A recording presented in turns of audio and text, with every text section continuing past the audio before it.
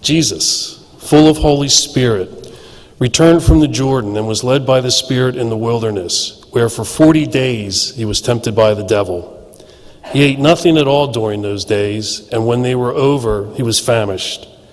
The devil said to him, "If you are the Son of God, command this stone to become a loaf of bread." Jesus answered him, "It is written, one does not live by bread alone." Then the devil led him up and showed him in an instant all the kingdoms of the world. And the devil said to him, "To you I will give their glory and all this authority, for it has been given over to me, and I give it to anyone I please. If you, then, will worship me, it will all be yours." Jesus answered him, "It is written, worship the Lord your God and serve only him." Then the devil took him to Jerusalem and placed him on the pinnacle of the temple, saying to him, "If you are the Son of God, throw yourself down from here, for it is written, he will command his angels concerning you to protect you, and on their hands they will bear you up so that you will not dash your foot against a stone." Jesus answered him, "It is said, do not put the Lord your God to the test." When the devil had finished every test, he departed from him until the opportune time. This is the word of the Lord. Thanks be to God.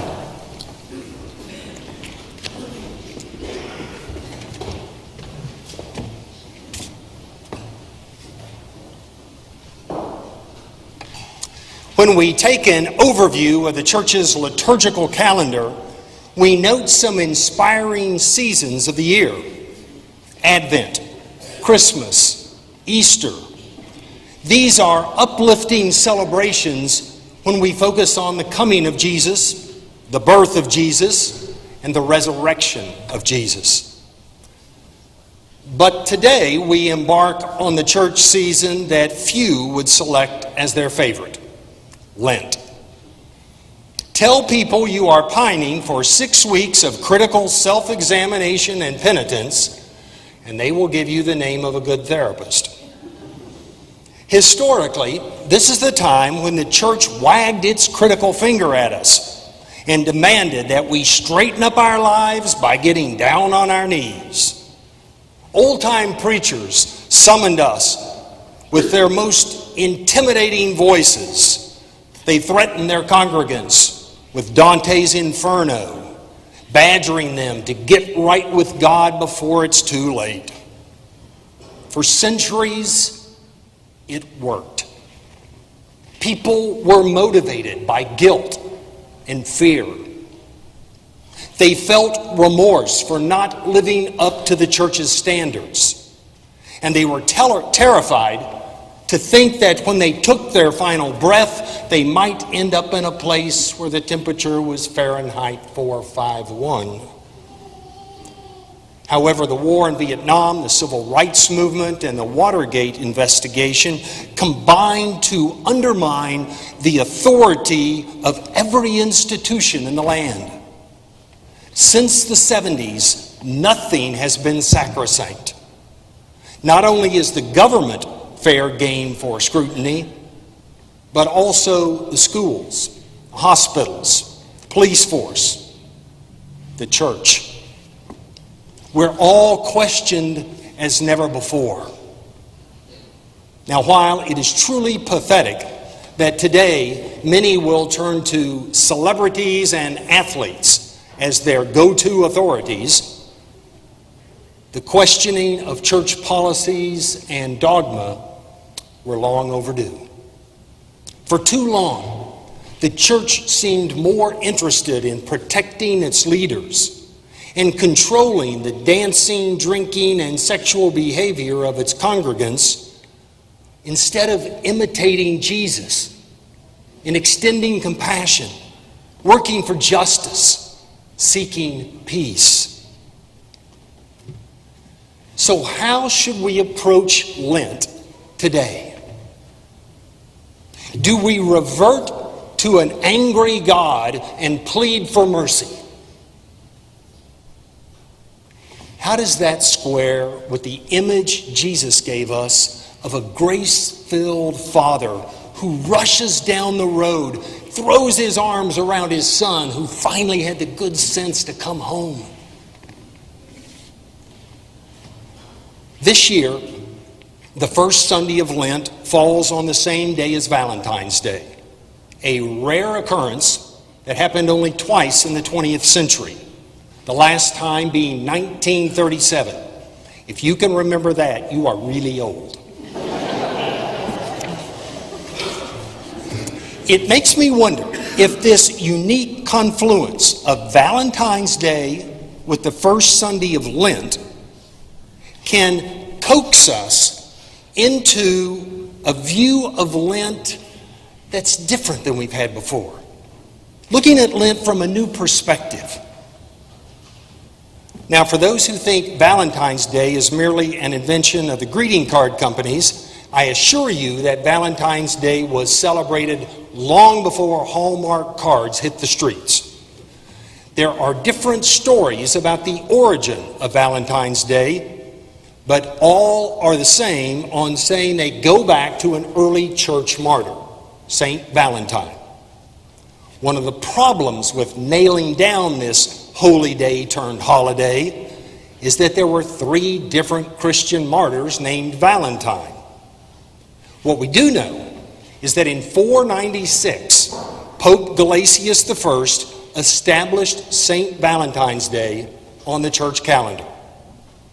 What we do not know is how honoring this early martyr in the church became associated with love and romance. One theory points to the ancient Roman festival of Lupercalia, which was observed February 13th to February 15th. This was an archaic rite connected to fertility.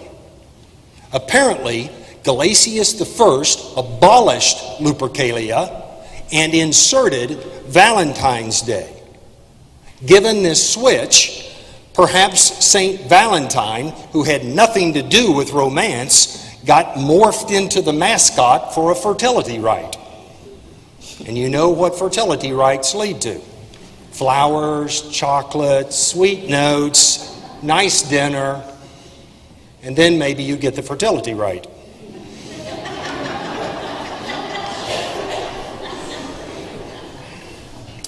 There's another theory about connecting St. Valentine with love. One of the St. Valentines was apparently imprisoned for performing marriages of soldiers who weren't supposed to get married. After all, if you want to turn young men into killers, you do not want them thinking about the wife and children back home.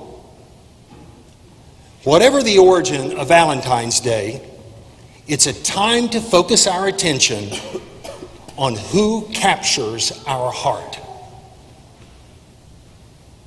To whom do you give your heart? Each year, Camilla and I send Valentine cards to our grandchildren. When we do, we always tuck in a small bill. This year, I started to ask Camilla if she thought the grandchildren would prefer the glitzy $5 card with a $1 bill or the cheap $1 card with the $5 bill. Before I finished my question, I knew the answer. Get the dollar store card and slip in the bill with Abraham Lincoln's face on it. The fact is, the print on those cards means little to them. They want to read what we write in their cards. They want to know how special we think they are. They want to read how proud we are of them. They want to know that they will always be our Valentine. So, what on earth does all of this talk about Valentines have to do with the gospel lectionary reading for the first Sunday of Lent? Before you say absolutely nothing, let me take a stab at making a connection. Each year, the lectionary invites us to begin Lent by pondering the story of Jesus being tempted in the wilderness, spending 40 days there with no food and being all alone in the wilderness. When I reflect on this passage, I'm struck by what Jesus is tempted to do. It's not simply that he's tempted to make himself the star of the show by turning rocks into rye, or skydiving from the pinnacle of the temple without a chute, or becoming chief executive over all the kingdoms of the world. No, what struck me is this. He is tempted to give his heart to someone other than God. After being tempted to worship Satan, Jesus says, "Worship the Lord your God and serve only him." This is the primary temptation of Jesus. It's also our fundamental temptation, to give our heart to someone or something other than God. Notoriety, financial success, power, there are numerous candidates. But how do you give your heart to God? By renewing and deepening your bond with God. You do it by building into your life the spiritual discipline of daily prayer. Giving thanks to God for each morning you get out of bed for the gift of a new day. And asking God to help you stay fully awake so that you can catch each grace-filled hour. Prayer reminds us that the world is both material and spiritual, and that the fruit of the Spirit, love, joy, peace, patience, generosity, thoughtfulness, self-control, all of these bring purpose and vitality to our lives. God is above, below, around, and within you. Not controlling you, but blessing you. Not coercing you, but inspiring you. God knows your thoughts and feelings. God feels your joys and wounds. God responds to your failures by urging you to do better the next time. God is thrilled with your acts of kindness.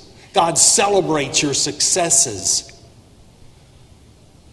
You give your heart to God by asking God to fill you with a Christ-like spirit, so that you may become an agent of God's love in the world by countering malice with mercy, cruelty with compassion. When you fix a pot of soup for homeless men and women, when you sit and listen to someone as he pours out his grief,